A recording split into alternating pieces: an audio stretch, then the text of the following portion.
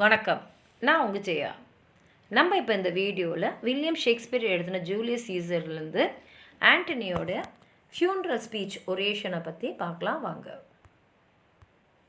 ஆண்டனி அவரோட ஸ்பீச்சை friends, Romans, countrymen, lend me your இயர்ஸ்னு நான் சொல்கிறத கேளுங்க அப்படின்னு தான் ஆரம்பிக்கிறாரு. இது வில்லியம் ஷேக்ஸ்பியர் எழுதின ஜூலியஸ் சீசர்லேருந்து ஆக்ட் 3 சீன் 2ல் தான் இருக்குது. இது ஷேக்ஸ்பியரோட வரிகளையே மிகவும் பிரபலமான வரிகளில் இதுவும் ஒன்று. இங்கே என்ன ஆகிடுதுன்னா, ப்ரூட்டஸ், கேஷியஸ், காஸ்கா அந்த மாதிரி நிறைய கான்ஸ்பிரேட்டர்ஸ் சேர்ந்து சீசரை கொண்டுடுறாங்க. கொண்டுட்ட அப்புறம் ப்ரூட்டஸ் மற்றவங்களோட மக்களை சந்தித்து அவங்க ஏன் சீசரை கொன்னாங்க அப்படின்னு அவர் சொல்கிறாரு. அவர் சொல்லும்போது சொல்லிடுறாரு, இந்த மாதிரி சீசர் ஆம்பிஷியஸாக இருந்தார். அவர் ஆம்பிஷியஸாக இருந்தால் இந்த நாட்டோட ராஜாவாயிடுவார். ரோமை எந்த ராஜாக்கெல்லாம் ஆளக்கூடாது, ரோமன்ஸ் எல்லாருமே ஈக்குவலாக தான் இருக்கணும் அப்படின்னு நாங்கள் நினச்சோம். அதனால தான் சீசரை கொன்னோம் அப்படின்னு சொல்லிட்டு மக்களை கன்வின்ஸ் பண்ணிடுறார். மக்கள் நம்பிடுறாங்க ப்ரூட்டஸ். ஏன்னா ப்ரூட்டஸ் அவ்வளோ ஒரு கௌரவமானவர், மக்களால் நேசிக்கப்படுறவர். அதனால் அவர் சொன்ன உடனே மக்கள் நம்பிடுறாங்க. அதுக்கப்புறம் ஆண்டனி பெர்மிஷன் கேட்குறாரு. இந்த மாதிரி சீசர் என்னதான் இருந்தாலும் இந்த நாட்டுக்காக பாடுபட்ட ஒரு பெரிய மகான். அதனால் அவரை அப்படியே சாதாரணமாக புதைச்சிடக்கூடாது. அதனால் ஒரு ஃபியூனரல் ஸ்பீச் கொடுத்துட்டு அதுக்கப்புறம்தான் அவருக்கு மரியாதை செஞ்சு புதைக்கணும்னு ப்ரூட்டஸ் அதுக்கு ஒத்துக்கிறாரு. ஆனால் அவர் என்ன சொல்லிடுறாருன்னா, நீ மக்கள்கிட்ட பேசும்போது எங்களை கெட்டவனா காட்டக்கூடாது. ஏன்னா நாங்கள் சீசரை கொண்டதுனால உனக்கு எங்கள் மேலே ஏதாவது வருத்தம் இருக்கலாம். ஆனால் மக்கள்கிட்ட நீ எவ்வளோனா சீசரை புகழ்ந்து பேசிக்கோ. ஏன்னா நீ அவனோட நண்பன், உனக்கு அவனை ரொம்ப பிடிக்கும்ன்றது எனக்கெல்லாம் தெரியும். நான் மறுக்க போகிறதில்ல, சீசரும் ஒரு பெரிய மகான் தான், நான் அதை பற்றி எதுவுமே சொல்லலை. அதனால் நீ என்ன வேணால் பேசிக்கோ, ஆனால் எங்களுக்கு எதிராக பேசக்கூடாது அப்படின்னு ஒரு கண்டிஷனில் தான் ஆண்டனியை அவர் அலோவ் பண்ணுறாரு. அதனால் ஆண்டனி பேச ஆரம்பிக்கும் போதே இந்த மாதிரி சீசரை கொண்டவங்கெல்லாம் ஹானரபிள் மென் அப்படின்னு சொல்லிட்டு ஆரம்பிக்கிறாரு. ஆனால் போக போக கடந்த காலத்தை பற்றி பேசி பேசி பேசி மக்களுக்கு சீசர் ரோமுக்கு எவ்வளோ நல்லதெல்லாம் செஞ்சுருக்காரு அப்படின்றத கொண்டு அவர் ஹானரபிள் மென்னு முதல்ல பேசினதே அதே வார்த்தையை பின்னாடி உபயோகப்படுத்தினாலும் அது அவங்கள தாக்குற மாதிரி, வஞ்ச புகழ்ச்சி மாதிரி அதை மாற்றிடுறாரு. சுற்றி இருக்கிற எல்லாரையுமே இந்த கான்ஸ்பிரேட்டர்ஸ் எதிராக திருப்பிடுறாரு.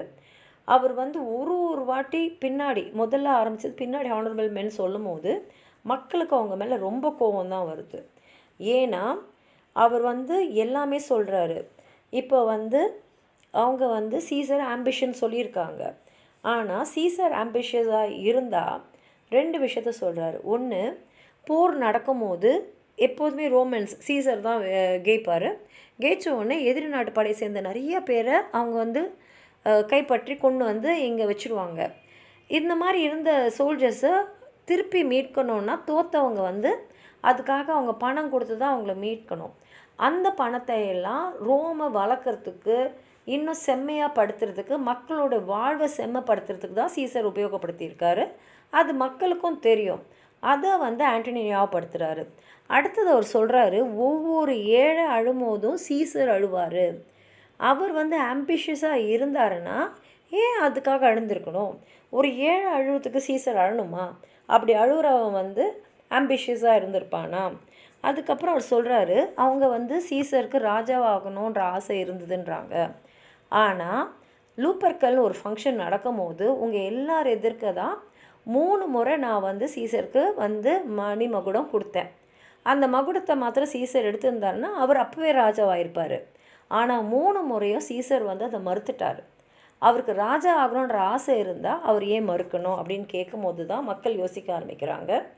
அதுக்கப்புறம் அவர் என்ன பண்ணுறாருன்னா, காட்டுறாரு, ஒரு இடத்துலையும் காட்டுறாரு எவ்வளோ அவர் மேலே எல்லாருமே எப்படி ஒரே சமயத்தில் பாஞ்சு அவரை குத்தி இருக்காங்கன்னு சொல்லிட்டு, என்னால் என் மனசு ஃபுல்லாகவே சீசர்கிட்ட போயிடுச்சு, எனக்கு கொஞ்சம் நேரம் கொடுங்க, நான் என்னை தேர்த்திக்கிட்டு உங்கள்கிட்ட பேசுகிறேன்னு சொல்லிட்டு அவர் பேச்சை நிறுத்துறாரு.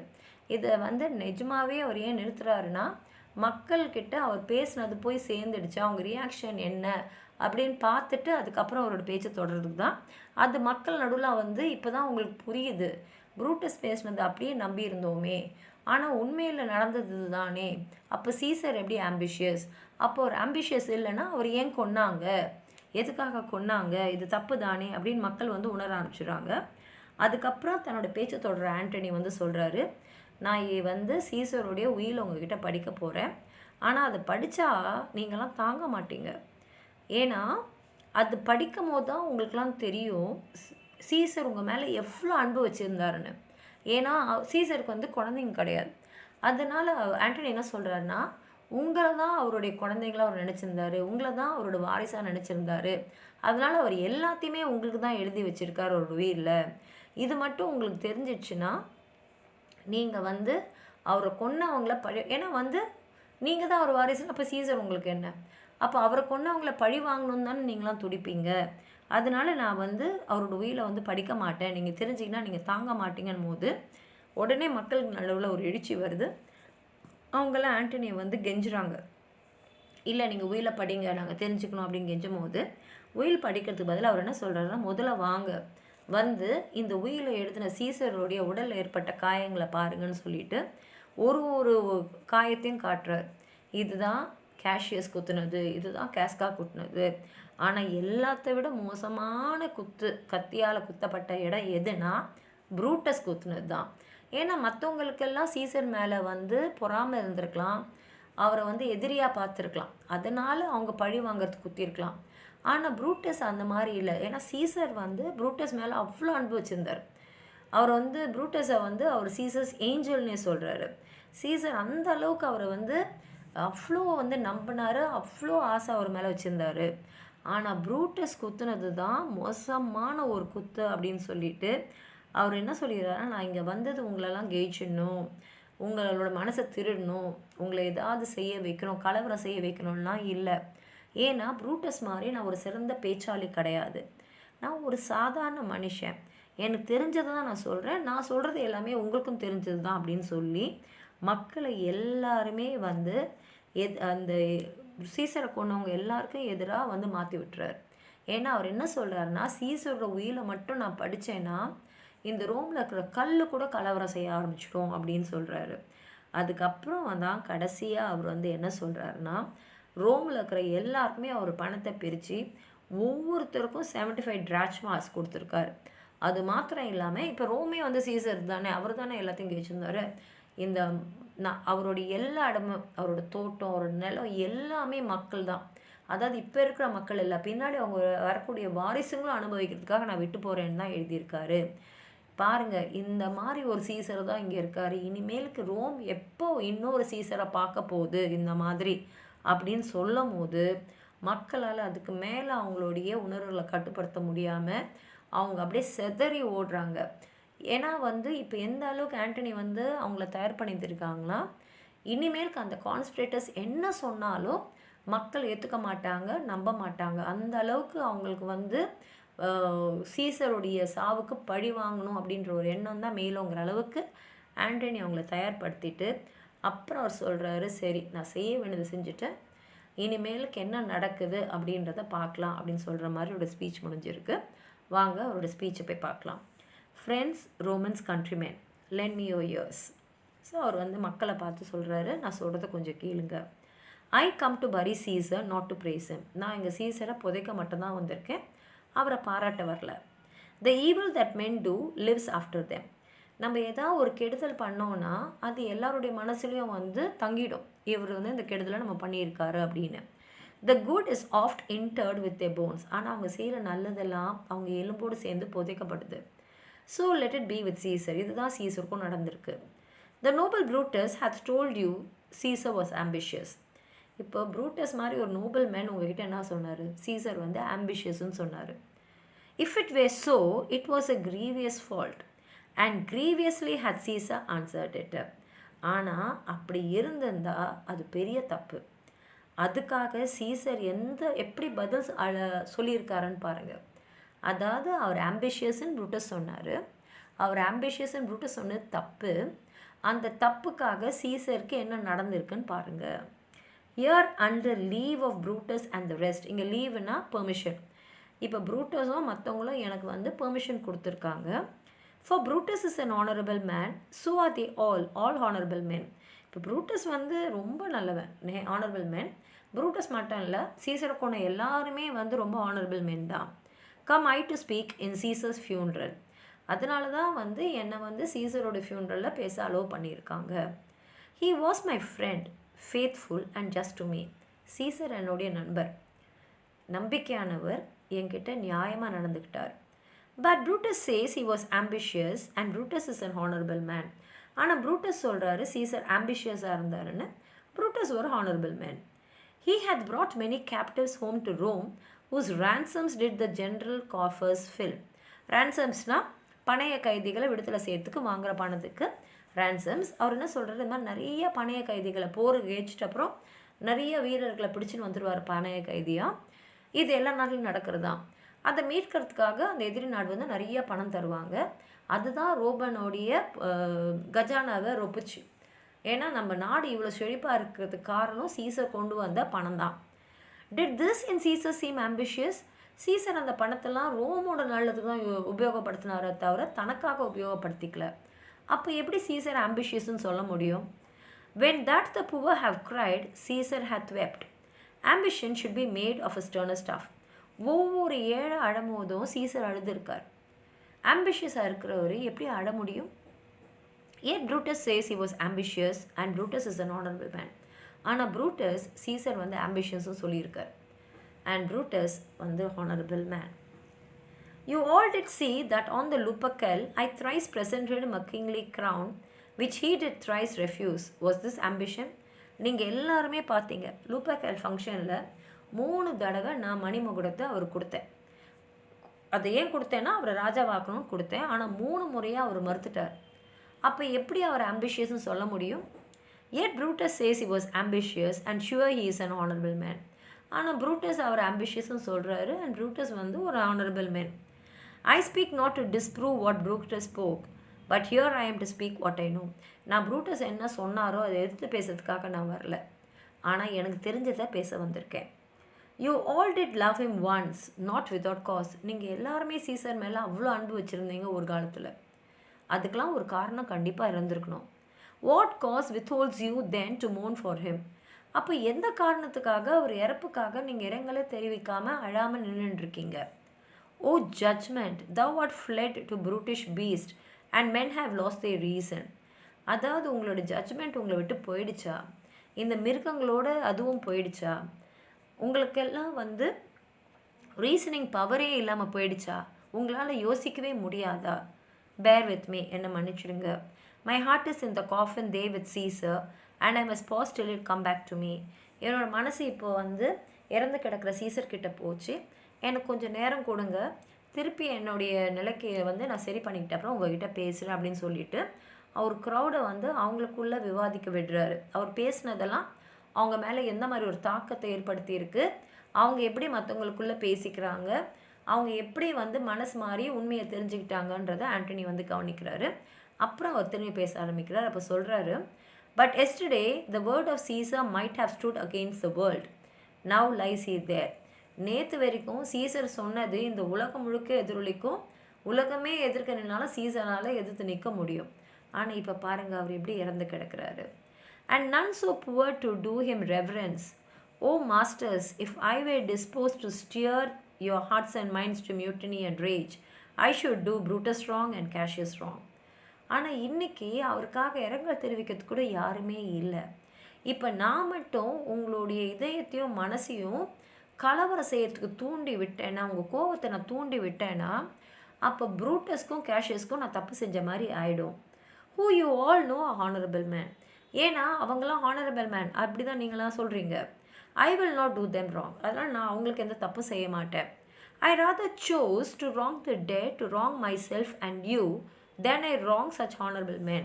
அவங்களுக்கு தப்பு செய்யறதுக்கு பதிலாக நான் வந்து இறந்து கிடக்கிற என் நண்பனான சீசருக்கு தப்பு செய்கிறேன், எனக்கு நான் தப்பு செஞ்சுக்கிறேன், உங்களுக்கு நான் தப்பு செய்கிறேன். ஆனால் அந்த ஹானரபிள் மென்னுக்கு நான் தப்பு செய்ய மாட்டேன். But here's a parchment with the seal of Caesar. I found it in his closet. It is his will. ஆனால் இங்கே பாருங்கள், இது வந்து இந்த பார்ச்மெண்ட்னா அந்த உயிலெல்லாம் எழுதி சுற்றி வைப்பாங்களே, அது பேர் பார்ச்மெண்ட்டு. இதில் சீசரோட சீலோடு இருக்குது. இது என்னன்னா அவருடைய உயில். இதை நான் அவருடைய அந்த க்ளோசெட்னா ஒரு கபர்டு மாதிரி அதில் நான் பார்த்தேன். Let but the commons hear this testament, which pardon me, I do not mean to read. இது எதுக்கு அவர் எழுதியிருக்காருன்னா, உங்கள் மக்களுக்காக அவர் சொல்ல நினச்சது தான் அவர் எழுதியிருக்கார். ஆனால் நான் அதை படிக்க போகிறதில்ல. And they would go and kiss dead Caesar's wounds and dip their napkins in his sacred blood. Yeah, beg a hair of him for memory, and dying mention it within their wills, bequeathing it as a rich legacy unto their issue. ஏன்னா நான் அதை மாத்திரம் படிச்சிட்டேன்னா நீங்கள் எல்லாம் போய் Caesar உடம்புல இருக்கிற அந்த காயங்களை வந்து முத்தமிடுவீங்க. உங்களுடைய கைக்குட்டைகளை எடுத்து அவருடைய ரத்தத்தில் தோய்ச்சி எடுத்துப்பீங்க. அவரோட தலைமுடியை அவரோட ஞாபகமாக கேட்டு கெஞ்சுவீங்க. அதையெல்லாம் வந்து நீங்கள் அவர் ஞாபகமாக வச்சுக்கிறது மாத்திரம் இல்லாமல் உங்களோட உயிரில் உங்கள் இஷ்யூனா உங்களுடைய சந்ததிகளுக்கு வச்சுட்டு போகிற ஒரு ரிச் லெகசினா பணக்கார ஒரு பொக்கிஷம் மாதிரி நீங்கள் அதெல்லாம் வச்சுட்டு போவீங்க. ஏன்னா அந்த வில்லை வந்து நீங்கள் கேட்டால் அவ்வளோதான், அந்த மாதிரி நீங்கள் மாறிடுவீங்க அப்படின்றாரு. இப்போ உடனே ஜனங்கள்லாம் வந்து அப்போ எங்களுக்கு அந்த உயிரை படிங்க படிங்க அப்படின்னு கெஞ்சுறாங்க. அப்போ அவர் சொல்கிறாரு, have patience general friends, I must not read it. இல்லை, பொறுமையாக இருங்க, ஏன்னா அதை நான் படிக்கக்கூடாது. It is not meet to know how Caesar loved you. ஏன்னா அதை நீங்கள் கேட்டிங்கன்னா சீசர் உங்களை எவ்வளோ உங்கள் மேலெலாம் எவ்வளோ அன்பு வச்சுருந்தாருன்றதை நீங்கள் தெரிஞ்சுப்பீங்க. You are not wood, you are not stones but men. ஏன்னா நீங்கள் வந்து ஒரு கட்டையோ கல்லோ இல்லை, நீங்களாம் மனிதர்கள். And being men bearing the will of Caesar, it will inflame you, it will make you mad. மனிதர்களாக இருக்கிறதுனால நீங்கள் மட்டும் இந்த உயிரை கேட்டிங்கன்னா பொங்கி எழுந்துடுவீங்க, பைத்தியம் பிடிச்சிடும் உங்களுக்கு. It is good you know not that you are is heirs. நீங்கள் தான் அவரோட வாரிசுன்றது உங்களுக்கு தெரியாமல் இருக்கிறது நல்லது. For if you should, O what would come of it. ஏன்னா சீசர் உங்களை தான் ஒரு வாரிசாக விட்டுட்டு போயிருக்கான்னு தெரிஞ்சால் இப்போ அவரை கொன்று இருக்காங்க, அதுவும் இந்த மாதிரி படுகொலை பண்ணியிருக்காங்க, அப்போ என்ன ஆகும் அப்படின்னு சொல்லி திரும்பி ஒரு பாஸ் கொடுக்குறாரு. மக்கள் வந்து கொதிச்செழுந்து இப்போ தான் அவங்களுக்கு வந்து இன்னும் வந்து சீசர் மேலே வந்து அன்பு வருது, அநியாயத்து கொல்லப்பட்டதுக்கு பழி வாங்கணுன்ற வெறி வருது. இப்போ திரும்பி ஆண்டனி பேசுகிறாரு. அவர் சொல்கிறாரு, will you B patient, will you stay a while? I have overshot myself to tell you of it. I fear I wrong the honorable men whose daggers have stabbed Caesar. I do fear it. நீங்களாம் கொஞ்சம் பொறுமையாக இருக்கீங்களா? நான் கொஞ்சம் அதிகமாக தான் சொல்லிட்டேன்.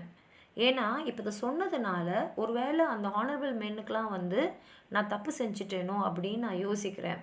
சீசரை கொன்னவங்களுக்கு நான் தப்பு செஞ்சுட்டேன் அப்படின்ற பயம் எனக்குள்ளே வந்திருக்கு அப்படி சொல்லி திரும்பி ஒரு பாஸ் தராரு. அதுக்கப்புறம் ஜனங்கள்லாம் அவர்கிட்ட கெஞ்சுறாங்க, இல்லை நீங்கள் எங்களுக்கு வந்து அந்த உயிரை படித்தே ஆகணும் போது அவர் சொல்கிறாரு, you will compel me then to read the will.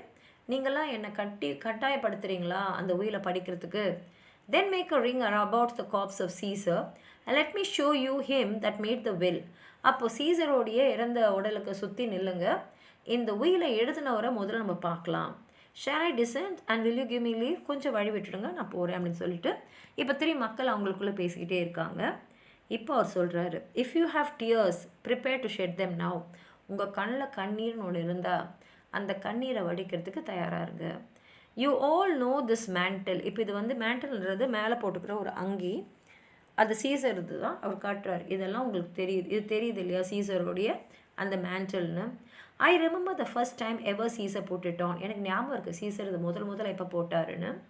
It was on a summer evening in his tent that day he overcame the nervi. நெர்வியை கேச்சிட்டு அப்புறம் அந்த சம்மர் ஈவினிங்கில் தான் அவர் டென்ட்டில் இதை போட்டார். Look in this place ran Cassius's dagger through. அவர் ஒரு காயத்தை காமிச்சு இது வழியாக தான் கேஷியஸோட கத்தி அவரை குத்தி இருக்கு. See what a rent the envious Casca made. இங்கே பாருங்கள், கேஸ்கா குத்துனது தான் இது. பாருங்கள் எப்படி ஆழமாக அந்த கத்தி வந்து உள்ளே போயிருக்கு. Through this the well beloved Brutus stabbed. இதுதான் அவர் ரொம்ப விரும்பின ப்ரூட்டஸ் குத்தின கத்தி குத்தோடைய காயம். And as he plucked his cursed steel away. cursed steel awayன்றது அந்த கத்தி, சாபப்பட்ட அந்த கத்தி. அந்த கத்தியை குத்திட்டு அவர் வெளியில் எடுக்கும் போது mark how the blood of Caesar followed it.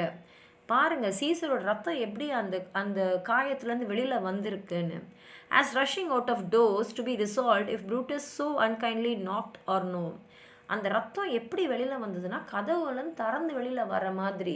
நிஜமாவே இந்த கத்தி குத்து வந்து ப்ரூட்டஸ் தான் நமக்கு ஏற்படுத்தினதா இல்லையான்னு தெரிஞ்சுக்கிறதுக்காக சீசர் உடம்புல இருக்கிற ரத்தம் வெளியில் வந்திருக்கு. For Brutus as you know was Caesar's angel. ஏன்னா ப்ரூட்டஸ் வந்து சீசரோட ஏஞ்சல். சீசர் வந்து ப்ரூட்டஸ் மேலே அவ்வளோ அன்பு வச்சுருந்தாரு. Judge O you gods how dearly Caesar loved him. கடவுளே வந்து முடிவு பண்ணட்டும், ஏன்னா சீசர் அந்த அளவுக்கு ப்ரூட்டஸ் மேலே அன்போடு இருந்தார். This was the most unkindest cut of all. அவர் சொல்கிறாரு, எல்லா கத்தி குத்தை விட ரொம்ப ரொம்ப மோசமான அன்பே இல்லாத ஒரு குத்துனா இதுதான். ஏன்னா மற்றவங்களுக்கெல்லாம் சீசர் மேலே பொறாமை இருந்தது, சீசர் மேலே ஒரு விரோதம் இருந்தது, மன விரோதங்கள் நிறையவே இருந்தது. அவங்களுடைய காழ்ப்புணர்ச்சியில் தான் அவங்கெல்லாம் சீசரை கொன்னாங்க. ஆனால் ப்ரூட்டஸ்க்கு அந்த மாதிரி எதுவுமே இல்லை. அது மாத்திரம் இல்லாமல் சீசர் வந்து ப்ரூட்டஸை அவ்வளோ வந்து நேசித்தார், அவ்வளோ நம்பினார்.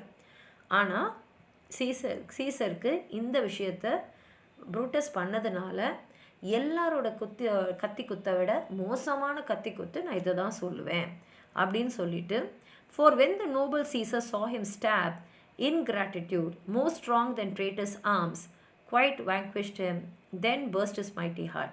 ஏன்னா சீசர் மற்றவங்களாம் குத்தும் போது கூட தாங்கிட்டு இருப்பார், எதிர்த்து போராடி இருப்பார். ஆனால் ப்ரூட்டஸ் குத்தும் போது அவர் இதயமே வெடிச்சிருக்கும், ஒரு உயிர் அப்போவே போயிட்டுருக்கும். And in his mantle muffing up his face, even at the base of Pompey's statua, which all the while ran blood, great Caesar fell. அவரோட முகத்தை இந்த மேண்டலால் மூடிட்டு அப்படியே இந்த பாம்பேயோடைய சிலைக்கு கீழே சீசர் விழுந்துட்டார். O what a fall was there my countrymen. எப்பேற்பட்ட ஒரு வீழ்ச்சி, சீசர் விழுந்தார்ன்றது எவ்வளோ பெரிய ஒரு விஷயம். Then I and you and all of us fell down. அது சீசர் மட்டும் விடலை, நான் நீங்கள் எல்லாருமே சேர்ந்து கீழே விழுந்துட்டோம். whilst bloody treason flourished over us. ஏன்னா இந்த ட்ரெஷன்றது ஒருத்தவங்க நம்ப வச்சு ஏமாத்துறது, இதுதான் நம்ம எல்லாரையுமே வந்து கீழே தள்ளிடுச்சு. O now you weep and I perceive you feel the dint of pity, these are gracious drops. அப்போ வந்து எல்லாருமே வந்து கண்ணீர் விட்டால் கதறாங்க. அதை பார்த்துட்டு ஆண்டனி சொல்கிறார், ஓ பார்த்தீங்களா இப்போ வந்து நீங்கள்லாம் கதறி அழுவுறீங்க, இதெல்லாம் கிரேஷியஸ் ட்ராப்ஸ் அப்படின்னு சொல்லிட்டு, kind souls what weep you when you but behold our Caesar's vesture wounded. நீங்கள்லாம் இப்போ அழுவுறீங்க ஏன்னா அவருடைய உடலில் எவ்வளோ காயங்கள் இருக்குன்றதை நீங்கள் பார்க்குறீங்க. Look you here is himself mart as you see with status. பாருங்கள் எப்படி இந்த கயவர்கள்லாம் வந்து அவரோட உடம்புல வந்து அத்தனை காயங்களை உண்டு பண்ணியிருக்காரு அப்படின்னு சொல்லிட்டு திரும்பி மக்களை பேச விடுறாரு. அதுக்கப்புறம் சொல்கிறாரு, good friends, sweet friends, let me not stir you up to such a sudden flood of mutiny. அவர் சொல்கிறார், நான் உங்களெல்லாம் உடனே வந்து ஒரு கலவரத்துக்கு தூண்டலை. they that have done this deed are honorable. what private griefs they have, alas I know not. ஏன்னா இந்த கொடுமையை செஞ்சவங்கெல்லாம் ரொம்ப ரொம்ப ஹானரபிளான மென், கௌரவமானவர்கள். அவங்களுக்குள்ள தனிப்பட்ட என்ன விரோதம் இருந்தது எனக்கு தெரியாது.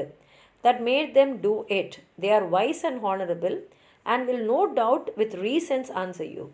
ஆனால் இப்போ நீங்கள் எல்லாம் போய் அவங்க எதிர்க்க போய் நீங்கள் கேள்வி கேட்டாலும் அவங்களாம் ரொம்ப புத்திசாலியானவங்க. அவங்க வந்து காரணத்தோடு உங்களுக்கு பதில் சொல்கிறதுக்கு அவங்களுக்கு நல்லா தெரியும். நீங்கள் என்ன கேட்டாலும் அவங்க வந்து உங்களுக்கு பதில் சொல்லிடுவாங்க. I come not friends to steal away your hearts, I am no orator as Brutus is. நான் வந்து உங்கள் இதயத்தெல்லாம் திருட வரல, ஏன்னா ப்ரூட்டஸ் மாதிரி ஒரு சிறந்த பேச்சாளி நான் இல்லை. But as you know me all a plain blunt man. நான் ஒரு சாதாரண ஆள்.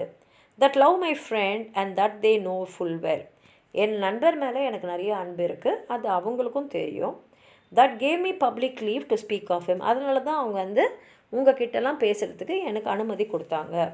For I have neither wit nor words nor worth action nor utterance nor the power of speech to stir men's blood. அவங்களுக்கு நல்லா தெரியும் நான் அந்த அளவுக்கு புத்திசாலிலாம் இல்லை, என்னால் வந்து உங்களுக்குள்ளே வந்து அந்த கொதிப்பை ஏற்படுத்த முடியாதுன்னு அவங்களுக்கு நல்லா தெரியும். I only speak right on. நான் எது எனக்கு தெரியுமோ எது உண்மையோ அதை மட்டும்தான் பேசுவேன். I tell you that which you yourself do know. நான் சொல்கிறது எல்லாமே உங்களுக்கு தெரிஞ்சது தான் நான் சொல்கிறேன். நான் சொல்கிறது எல்லாமே உங்களுக்கும் நல்லா தெரியும். Show you sweet scissors wounds, poor dumb mouths, and bid them speak for me. But were I Brutus and Brutus Antony, they were an Antony would ruffle up your spirits and put a tongue in every wound of Caesar, that should move the stones of Rome to rise and mutiny. என்னால் வந்து வெறும் அந்த காயங்களை தான் காட்ட முடியும். ஆண்டனியை நான் பேசும்போது அந்த காயங்கள்லாம் ஊமையாக தான் இருக்கும். ஆனால் நான் ப்ரூட்டஸோடைய பேச்சு திறமை எனக்கு இருந்ததுன்னா இந்த ஒவ்வொரு காயமும் வந்து உங்ககிட்ட பேசும். எப்படி பேசும்னா இந்த ரோமில் இருக்கிற கல் கூட கலவரம் செய்யறதுக்கு எழுந்து வர மாதிரி அந்த அளவுக்கு நான் பேசியிருப்பேன். ஆனால் நான் வந்து ப்ரூட்டஸ் அளவுக்கு பேச்சாளி கிடையாது. ஆனால் நமக்கு இவரோட பேச்சிலே தெரியுது இவர் எவ்வளோ சிறந்த பேச்சாளின்னு. அதுக்கப்புறம் திரும்பி அவர் ஒரு பாஸ் கொடுத்துட்டு அப்புறம் பேசுகிறாரு. Why friends you go to do you know not what wherein hath Caesar thus deserved your loves alas you know not I must tell you then you have forgotten the will I told you of. அதுக்குள்ளே மக்கள்லாம் வந்து எழுதிடுறாங்க. அவங்க வந்து இவங்களை தேடி ஓடணும், அவங்கள பழி வாங்கணும்னு நினைக்கும் போது நீங்கள் என்ன செய்கிறீங்கன்றது செய்ய நினைக்கிறீங்கன்றது எனக்கு புரியுது. ஏன்னா நீங்கள் எல்லாமே சீசரை அந்த அளவுக்கு விரும்புகிறீங்க. ஆனால் நீங்கள் ஒன்று மறந்துட்டீங்க, இந்த உயிலை நான் இன்னும் படிக்கவே இல்லை அப்படின்னு சொல்கிறாரு. அதுக்கப்புறம் வந்து அந்த உயிலை அவர் படிக்கிறாரு. Moreover he has left you all his works. அவர் என்னென்னலாம் சீசர் வந்து அவங்களுக்காக வச்சுருக்காரு, எவ்வளோ பணம் எல்லாத்தையும் சொல்லிவிட்டு, அது மாத்திரம் இல்லை ரோமையே உங்களுக்காக தான் விட்டு போயிருக்காரு. ஏன்னா இந்த நாட்டையே காப்பாற்றினது சீசர் தான், இந்த நாட்டுக்கு உடைமையாலே அவர் தான். எல்லாத்தையுமே உங்களுக்கு விட்டுட்டார். Is private harbors and new planted orchards on this side of Tiber he has left them you and to your heirs forever common pleasures to walk abroad and recreate yourself. அவர் வந்து எல்லாத்தையும் ரோமில் இருக்க அவருடைய ப்ரைவேட்டாக அவர் வச்சுருந்த எல்லாத்தையும், அவரோட நிலம், அவருடைய வீடுகள், அவருடைய அரண்மனை எல்லாத்தையும் உங்களுக்காக விட்டுருக்காரு. உங்களுக்காக மட்டும் இல்லை, உங்களுடைய சந்ததிக்கும் சேர்த்து அவர் எல்லாத்தையும் விட்டுட்டு போயிருக்காரு. Here was a Caesar, when comes another.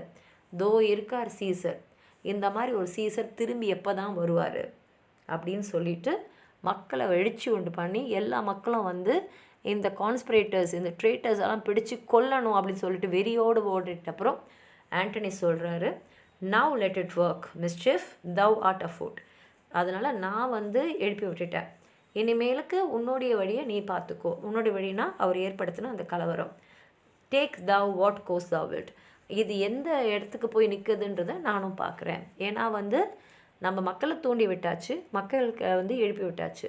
இனிமேல் மக்கள் என்ன செய்ய போகிறாங்கன்றதை பார்த்து தான் தெரிஞ்சுக்கணும்னு சொல்லி ஆண்டனி அவரோட ஸ்பீச்சை முடிக்கிறாரு.